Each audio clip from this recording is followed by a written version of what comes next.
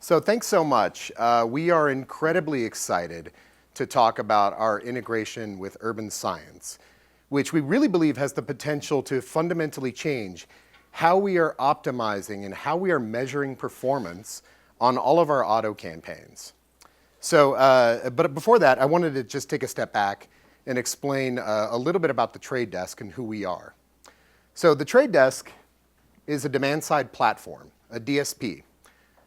In simple terms, we are just a piece of software that connects you directly with your consumers via the content that they're reading online. So if somebody is watching a show on Hulu, watching a video on CNN, or reading a piece of content on Kelley Blue Book or Edmunds, we see that and we can actually serve ads into that. And more importantly, we can tie those two instances together and really connect the dots between the two.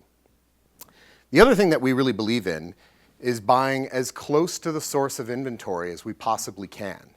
Because when you do that, you get not only cost efficiencies, but you also get transparency into where your performance is actually coming from across all these different channels.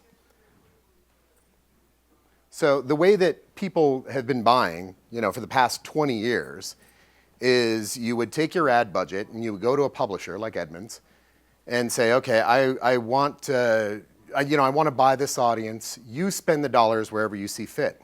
And that's what they did. They basically made all of that decisioning for you. So they would say, okay, this advertiser is going to get these 10 impressions, and this brand is going to get these other 10 impressions. And that's how really things stood. But programmatic changed all of this.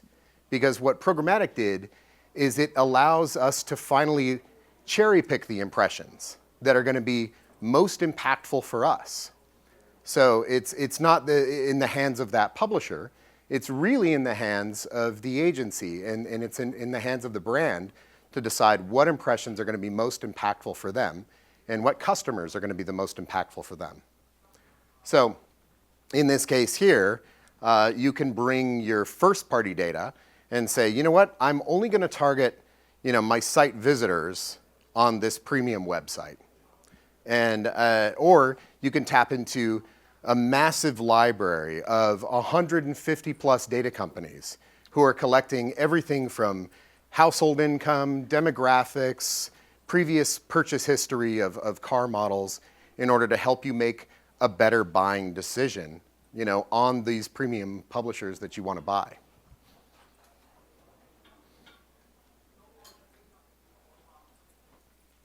The other thing that's great about it is that we're omni-channel. So whether somebody is watching the connected TV ad on Hulu, or they're scrolling through an auto blog on their mobile phone, or they're reading content on CNN or a video on CNN, we see all of those instances and we tie them back to a single person. This has massive implications, for the industry because we can actually tie back all of these people to actual business results. So that's why we're so excited about the integration that we're going to be having with Urban Science. Now, I'm particularly excited about connected TV because connected TV TV in general, for the past 60 plus years has been the best way to communicate and the best way to serve, to communicate a story and connect emotionally with your customers. So that's why we think that it's so important, because we're finally starting to understand the role that CTV plays in pushing people down the funnel. So it's an enormously exciting time to be in marketing and advertising, and especially with auto, which is why let's talk about the integration that we have with Urban Science. So I have joining me here Carl from Urban Science. Thank you for being here today. Thanks for having me. So this integration, you guys are pushing over actual auto sales data to us.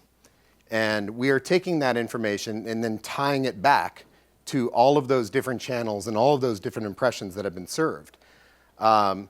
It's extremely exciting because now we can move past things like cost per click or CTR or viewability into things that actually matter, that actually drive the business result, which is, did it actually sell a car? So we're getting this feed from you every week in near real time, and we're able to attribute that back to, the previous showings of all these different ads. What are you most excited about here? Well, I would say, not to be too kitschy about it, I'm excited to put optimize back in optimization because, it's a space where we use buzzwords a lot. I mean, I was actually on the agency side for about 10 years before coming over to Urban, and that word I may have heard more than any other in this space. But what it really means The word optimization? The word optimization. What it really means is a change for improvement. And we made a lot of changes, but I can't say 100% that those were all changes for improvement because we weren't looking at the whole picture. Yeah. I mean, I witnessed a lot of the evolution that you described going into programmatic, and I saw our plans become more and more complex, but our measurement was largely relegated to what we could see and what we could control on the website, shopping activities, buying activities. Occasionally, we would get a longitudinal study in there as well, but we didn't have any tools like you have today. And what that boiled down to was we're making decisions based on incomplete data. So yeah, I'm very excited that, together that we can bring that forward. Yeah, what I really like about it is, I mean, take a step back. For the past 60 plus years, the best way to reach a mass audience was TV. So you had like 60 plus years of data. Dealerships were used to having a model where they were like, okay, if I spend this much in this market, I can expect to see this type of sales lift. And then over time, that changed. So we started seeing just an increasing fragmentation of media, like across the landscape. Digital, when it came along, was exciting because it promised to kind of knit all this stuff back together, and do this type of attribution, but that didn't really pan out. And the things we were optimizing to didn't really work. I'd love to, you were at an agency, I'd love to hear your thoughts on that. Yeah, I think, we talked for a long time around big data and multi-touch attribution and all these great things that we wanted to do, but it really boiled down to, a data gap, and that the speed of marketing was much faster than the speed of data that was available. And, going back to what I said before, it was incomplete data at that. So we're doing the best job that we could, but a lot of it was kind of a flashlight in the dark, to use an analogy. Yeah. So let's talk about the data itself. How does Urban Science have access to this buying data?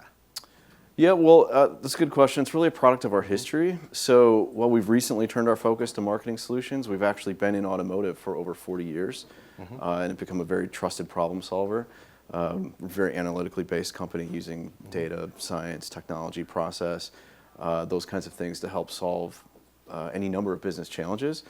And as a result of that, we've been able to construct an internal database of industry-wide sales in terms of vehicle units that gives us a pretty unique view of the customer at speed. And we're not dependent on registrations or modeling. So it's a nice spot to be. How representative is it of all the data auto sales that are out there? Well, the decimal point varies, but in the U.S. we have over 99% of new car transactions, so it's pretty substantial. Wow. And in terms of, there's a lot of other DSPs, in the marketplace. What led you guys to want to partner with The Trade Desk specifically? Yeah, that's a great question. It connects back to our heritage a bit as well, in that everything we do, whether it's a marketing solution or a dealer solution, the central tenet there is that it has to be to the benefit of the OEM. And as a result, our solutions are exclusively available to OEMs or their dealers or dealer groups or advertisers working on their behalf. So when it comes to our marketing solutions, one of my jobs is to find the avenues where we can bring it to market in a way that the automotive advertisers can get their hands on it.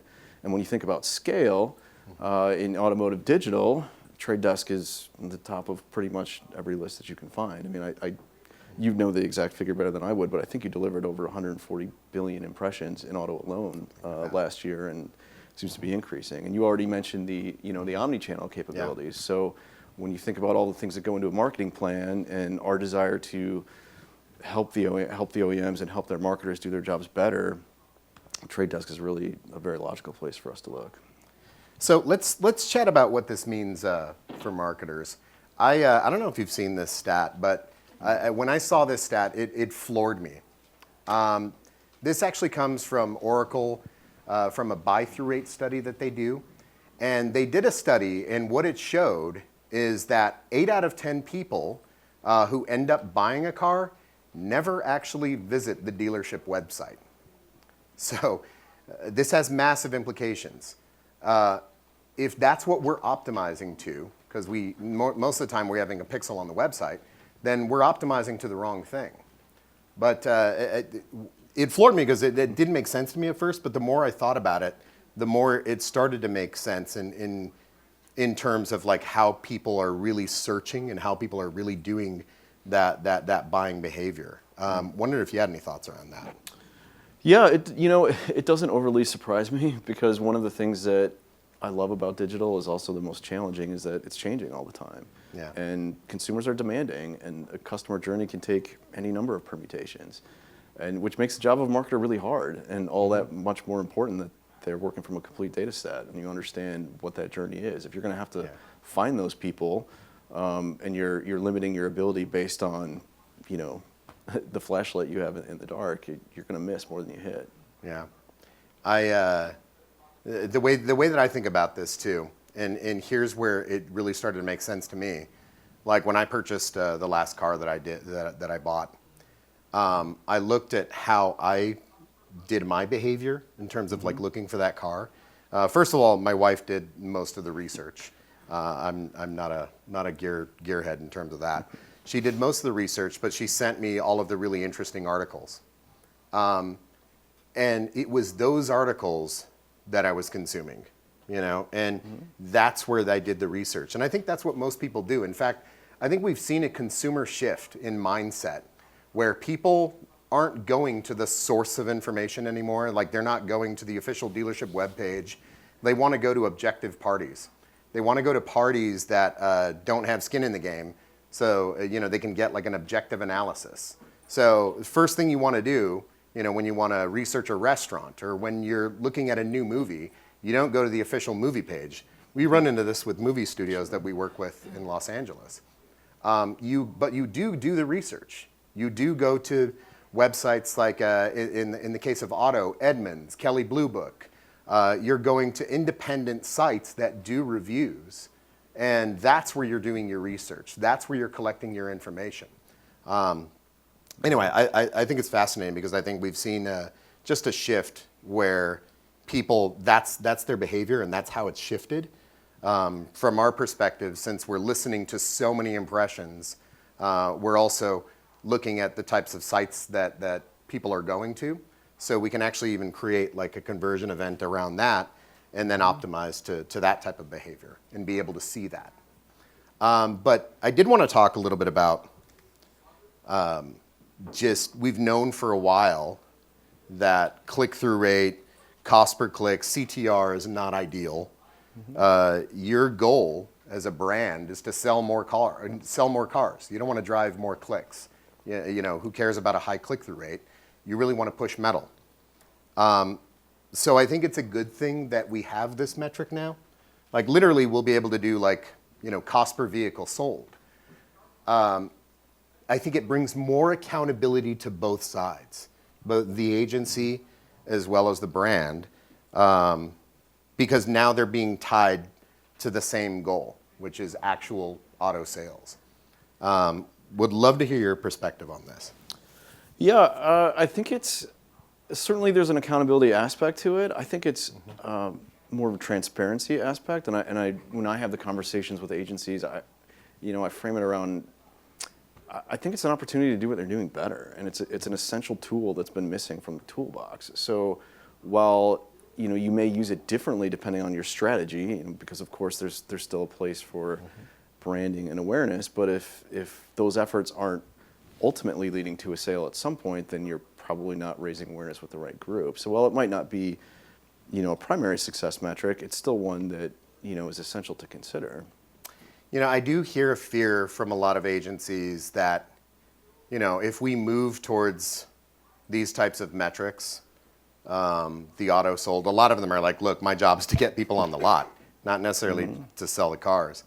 Or they're afraid that like if it's all about cost per vehicle sold, then the fear is everybody's just going to focus on the bottom of the funnel and then cut anything that doesn't back into the right number. You know, do you think that's a well-founded fear? Is that something they should be worried about? No, again, I think it's just a shift. I think it's doing things differently and doing them better because, you know, I think there's always a place for the top of the funnel, but again, you have to think of what that's ultimately doing. And, you know, while we previously were using any myriad of behaviors to model to try to find who those people are, who look like those people, given all the things that we've talked about where they're going and where they're not going, it makes a lot more sense to start with knowing who are actual car buyers, and then you know, go from there and say, well, what kinds of things do they do? Yeah. Where are they going? Yeah. That's where you should be, raising awareness. I think it's just doing it differently. Yeah. I'm particularly interested in just understanding the entire journey.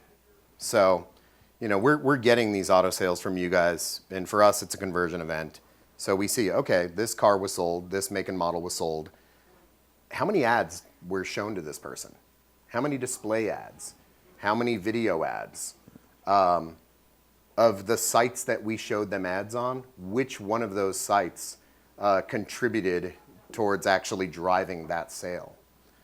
So it's an exciting thing for me to understand the entire funnel. And I think if you're just looking at the bottom, you're missing the picture. I also think most brands intuitively understand that if you shut off your prospecting budgets, you are going to pay for it at some point. And while I think that this might be a scary thing to start surfacing this type of data within your standard reporting, I think it just creates more partnership and more opportunities for open conversation and transparent conversation with brands and their agencies. So I think it's something to be embraced. In fact, you know, most of the time we have a fear that a lot of these conversations are going to be uncomfortable, but or it'll just lead to more questions. But you know, that's what a true partnership really looks like. What other applications for this data could there be? Well, you know, I think one that, you know, we're also working on together, in addition to measurement, is increasing efficiency. So, you know, if you think about things industry-wide and you think about targeting, and yes, it's a really hard job to do, but the better job you do at finding people who are in market, the more they're going to be falling out of the market while your campaign is going on, and even in a lot of cases before it started. Because while some brands will look at their own data and use it, which is great, they should be, but conservatively estimating the largest brands on the block, let's just give them 15% market share. If you're only looking at your data, you're missing 85% of your optimization possibilities. So it's a concept we call suppression, whereas, you know, you can layer it on whatever you're doing, and therefore, you know, you're reaping the benefits of your targeting, so that you're focused on those people who are actively looking to buy. Or and maybe it's adjusting your messaging so that you're actually delivering the right message to the right person at the right time. Because maybe you should still talk to me, even though I bought a car yesterday, but talk to me differently. Talk to me about service plans, warranty plans, something like that. But if you're going to go through the effort of finding people in that complex ecosphere, make sure you're finding the right people and you're talking to them about the right things. Another application that I was thinking of was finally understanding, okay, of the people who actually purchased the car, what do they look like? You know, how are they different from the people who actually visited the lot? So, you know, because we have integrations with Factual, with Place IQ, with Cubic, we can actually register when people are walking onto the lot through their mobile phones. I'm super interested in that. Like, the people who walk onto the lot, how are they different from the people who actually buy a car? You know, because we tap into databases of 150 data providers. We can run a lookalike model to see like what all these people have in common. Are there traits that pop up? are there certain traits that group together, so where we'll suddenly start to see separate and distinct audience groups? Like, over here, these are our retirees, recent retirees. Over here, these are like, young adults with kids. Over here is just auto enthusiasts, like driving enthusiasts. So I'm particularly interested in looking at that data, that sales data in and of itself, and then just running those lookalike models against that to figure out who these people really are. But yeah, very exciting. Did you have any questions for me? Yeah, a question that I get asked a lot, and I'd love to hear your thoughts on it is, I get asked, what does it look like? Because sales because it is new, right? I mean, it is something that's different. It's not, you mentioned it earlier as an extra conversion metric for you. Yeah. Well, to the average media planner, what does it look like? What do they get when they do it? Yeah, so in terms of the reporting in our system, you'll be able to pull a report and you'll be able to say, okay, these are the 300 sites I ran advertising on. And it'll just show up as an extra column, as a conversion column. So you'll be able to see, these are the sites I ran on. This is how many impressions I ran against them. This was the cost. And then this is how many clicks I had that came from those sites. This is how many visits to the dealership lot that I had that came from those sites. And then the final column, this is how many auto sales resulted, attributed back to these sites. But you can pivot in time of day, geo, day of week. Are there any particular days that are most effective at pushing people down the funnel?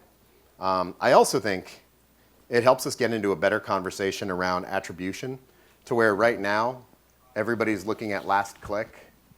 But I think we all intuitively know that awarding the sale of a car to the last touch doesn't make a whole lot of sense.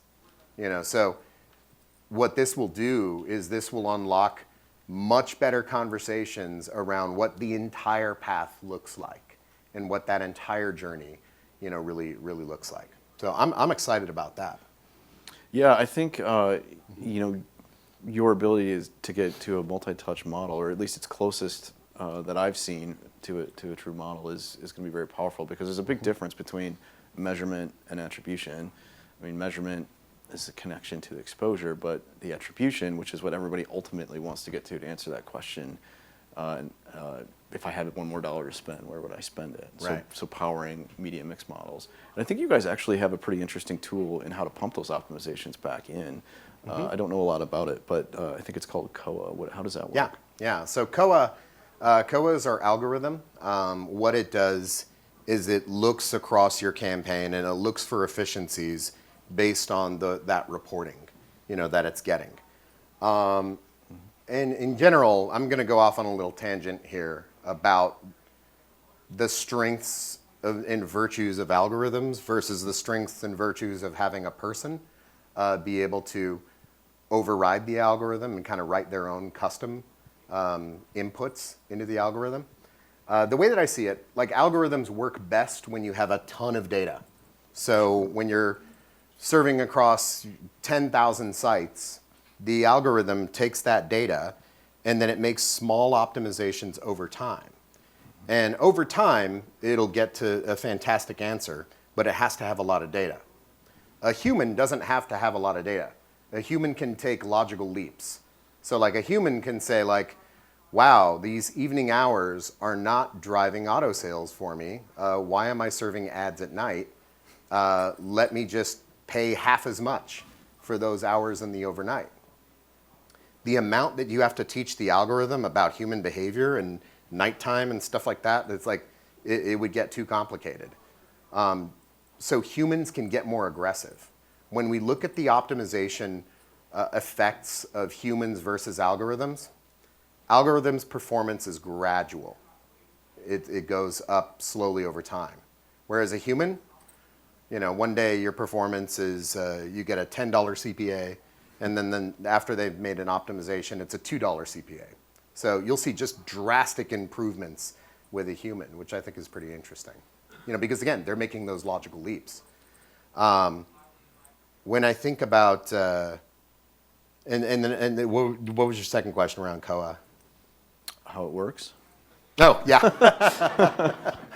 Yeah, again, Koa is crunching the data, and it's looking at things like, wow, you're not driving performance during those evening hours. Maybe let's bid half as much for those evening hours. But it does that slowly and over time, whereas a human does that, can do that very quickly. But the way we see it, it's best when they work hand in hand because they can actually complement each other. But yeah. Great. I'd love to know how you've seen planners take advantage of it. I mean, it's great to hear how it works. If I'm a planner in the marketplace, or what have you seen in terms of campaigns of what benefits have they reaped from using that tool? From Koa? Yeah. Or just the planner in general? Just the planner in general. So, Koa. yeah, so we actually have something that's called a planner, and what it does is it looks at it looks at actual user behavior because again, we see the average person 133 times a day through all these different touch points through CTV, mobile, display. So we're seeing them throughout the day. And what Planner does is it basically looks at the audience that you're targeting. So let's say site visitors. And it starts to build a plan around what's the actual behavior of your audience, and then it works backwards from that. So how much time are these people spending on CTV? How much time are they spending on mobile display? And then it makes a recommendation for a plan for you based on actual user behavior. But yeah, I think in terms of algorithms and Koa and people, one of the things that we did that I thought was super important is a lot of times people have built systems where the algorithm is making changes, but it doesn't actually tell you what changes that the algorithm made. So it was really important for us to build a system that showed you the things that the algorithm did and the things that the human did. And the result of that on your performance over time. So performance went up 20% here. Well, that's because the human did this. Like it went gradually up over the next month. That's because the algorithm made these 10 changes. But then it went up again. That's because the human went and they cut a site list. So you'll actually graphically see that in the platform. That's great. Yeah, you mentioned the improvement of algorithms and just the state of them today and how impressive they are. But you're spot on that the more data they have, the better. And I would add, the better data they have, the better. So we've touched on it a couple times. I think making sure if you're going to use one, and again, you're going to try to find those people, those needles in the haystack, that you use a complete data set to do it. Yeah, I think data is super important. My personal feeling is that data should be layered on every single impression that you run. Because up until now, I feel like the two marketing strategies have been, let's hammer, the hell out of people, and serve them ad after ad after ad. And then on the other extreme, you've got, let's target everybody in the phone book. There's a middle ground here, and you can use data to get to that middle ground.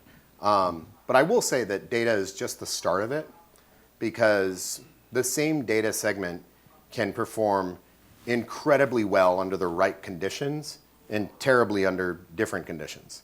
The same data segment, data's not created equal. It doesn't perform the same way in the same times in the same geos. It might be incredibly powerful in the East Coast, but not work for us, in California. Or it works really well at night, but not during the morning hours. So having that feedback loop of reporting can actually make your data 10 times more powerful. It's great to start off with a data segment that performs well, but if you can have that iterative process where you're seeing the reporting and you're seeing what's happening, and then you're making those changes in real time to the campaign, it makes it that much more powerful, which is why it's so great. It's because in terms of this auto sales data, we're actually going to be able to optimize in real time to these campaigns, to auto sales. You know, we're actually able to see, all right, we've run about a week's worth of media. What sort of auto sales are we seeing? Like, are there any early indications of places that are working for us? You know, are there adjustments that I can make that will get even better performance out of the things that I'm doing? So all of that is just opens up a whole new frontier. Like we're just at the beginning stages of all of this. I think the future is getting as close to the people who have their hands on the controls and who are pulling these reports and understanding the insights that they're pulling and having these open discussions and open conversations with your agency and with the people that are pulling the buttons. Yeah, you know, you used an interesting phrase a couple times there, you know, is it working? And I think, you know, thematically what we've touched on a couple times throughout this is it working relative to what? And are you using the right framework? Because I think, you know, somewhere else where I think we can go with measurement is looking at, again, going back to industry-wide, there's many different stories, there's many different, depending on the business goal of a campaign, there's many different ways you can look at it. Because as a marketer, we talked about how hard that job is, you've got to look at things a lot of different ways to make those decisions. And that's another way where, you know, human can at least add on or improve over an algorithm, because it's going to tell you something very differently if your campaign isn't driving any sales at all versus it's driving sales for, you know, the Holy Grail, which was your intended model of your intended brand, even within your intended segment. That's great, but more likely you're going to find more success with, did I sell that segment in general? Did I sell that brand in general? You know, was I selling cars? Because there's a whole myriad of optimizations that you could make depending on what you're seeing in those different permutations. It could be a different offer. It could be, you know, a different channel. It could be any number of things. But unless you're looking at all of those elements, you're not going to make you're going to make changes, but you're not going to make true optimizations. It could be the creative. I mean, it's always been the other side of the coin.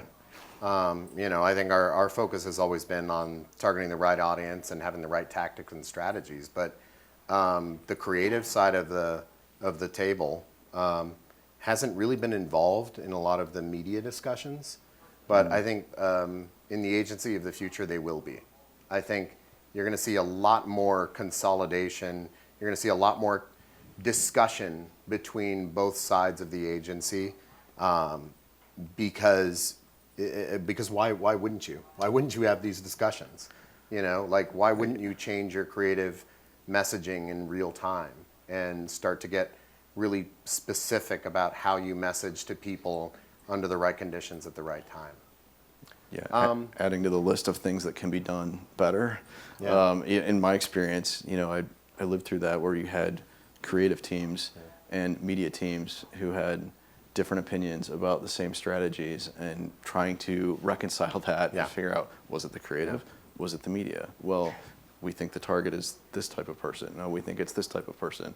Well, leveraging the data, that can be a much more collaborative process and I think get to a better result.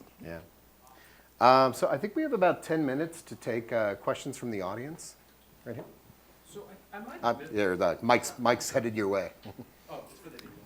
I think I might have missed it, but the auto sales data you're talking about, can you go into some detail on how you get that, and what are you passing back device IDs? What exactly, when you say you're getting auto sales data, I don't know if I caught exactly what you're getting. Sure. Well, you know, we have a unique integration with Trade Desk where we sync on a shared ID. We pass it through at that level, so we understand a household and we understand the individual, which is very important when you're talking about measurement, right? Because as Lorenzo was saying, you know, his wife did all the, you know, the research. The car can be in the husband's name's wife's name. I mean, I have in my household, it's different one way or the other. So it was really important for us to be able to, you know, anonymously sync on one ID so that we could make sure that all the credit that is deserved is given for any given campaign. So are you working through an OEM or dealers, or how are you? We get it's through our relationships with the OEMs. It's sourced there. And they're giving you this information. Our data is sourced from the OEMs, yes. Is that through Polk or Experian Auto or? No, we have our own relationships. It goes back to the 40 years that we've spent working in the industry through any myriad of solutions. We really actually started with network planning, so we have a very detailed understanding of dealerships where they're located. We help understand, is this a viable location? Is this not a viable location? So it's Our- probabilistic. It's not deterministic. It is deterministic So it's in our view. 1-to-1. It can be. So, Yeah, question over here. so what's the percentage of sales to advertising that you're attributing back?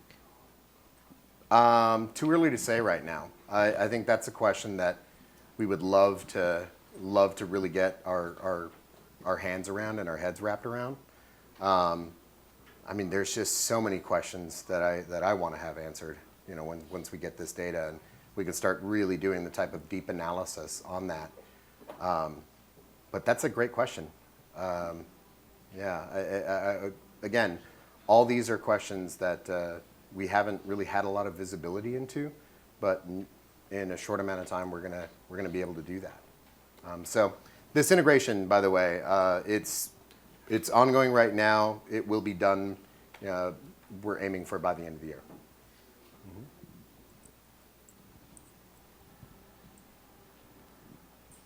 So we currently use the Trade Desk for video, so we're very excited to hear about this integration and look forward to using the data. Some of the things that you talked about earlier in the conversation, I'm hoping you can clarify, do you see them as being future products or future capabilities around audience building? It sounded like maybe there was some capability to do lookalike audience modeling. You spoke about suppression, that type of thing. Can you speak a little bit more about how the data might also be used for audience building and not just reporting, if at all? Sure. I mean, we can run, once we have a collection of IDs in our system, we can just run a lookalike model against that to see like how that indexes against the library of data, data providers that we have access into, to see like what does this audience look like? Like, can we go find other car buyers that look like this audience that we're not currently targeting? I think suppression is probably strategy one, tactic one right out of the gate. Let's suppress the people who've purchased a car, right? Let's stop serving those guys ads. But yeah, I'm particularly interested in the insights that it will give us around who these people are. I think, one of the other things I'm super excited about is just all of the advancements that we're making, integrations that we have, with Inscape, with Samba TV, around exposure to ads. So I personally would love to understand how these people play with, the people that buy cars, how many ads were they exposed to on the TV? So yeah, great question. I think that's, We had one more over here in this corner. okay, one more question over here. How do you manage the trade-off between like the timing, right? So I mean, if you're going to use sales data, you've got to have a reasonably large purchase window, right? So Yeah. that actually works against the concept of I want to be able to change my 50 million impression campaign in a day, which with engagement Yeah. data, I'll get the feedback to enable me to do that across multiple offers, multiple channels, multiple Yeah. publishers, way faster than I'll get any of the data that has to do with sales. Sure. So what's the trade-off there? Yeah, so we can look back, since the data's in there, we can look back to, whatever time horizon you want to do, once the integration is completed and done. I do agree with you that like having a week-long time window doesn't make sense if you're selling a car. My guess is it'll probably be a lot longer than that. Whether that window is 3 months or 6 months, we'll wait to see. Like, I would love to look at the data and actually make a data-driven analysis around that. But how do I use something, if I have a summer sales event that lasts 30 days, how do I use something that I don't get any feedback on for another 45 to 90 days to adjust the campaign I'm in the middle of right now? Whereas Yeah. with engagement data, I can do that 2 days later because I've sent out 10 million impressions and seen the feedback already. Yeah, no, that's a great question. So I think you can look at historical data on previous car buyers to pre-optimize, to find other audiences that are going to be more susceptible to the message. But we also have other solutions that look at the content that people are reading. So for example, you could just have a keyword of Toyota Summer Sales Event. Let's look for that keyword and where it shows up in content. So let's show somebody an ad. If they then go read about the Toyota Summer Sales Event, we can count that as a conversion, and and start optimizing towards that. And then later on, we'll see it. All right, did that actually result in a sales purchase? That'll happen after the fact. But that's the other beautiful thing about this too, is you don't have to wait around for a buy-through rate study, a month or two down the road. Well, cool. Well, thank you guys so much. Again, super excited about this. I'm sure you guys have questions that we haven't gotten to. We will be at the Trade Desk kiosk number 304 in the Rev Up Lounge to answer those for you. And looking forward to meeting all of you there and continuing conversation. Thank you.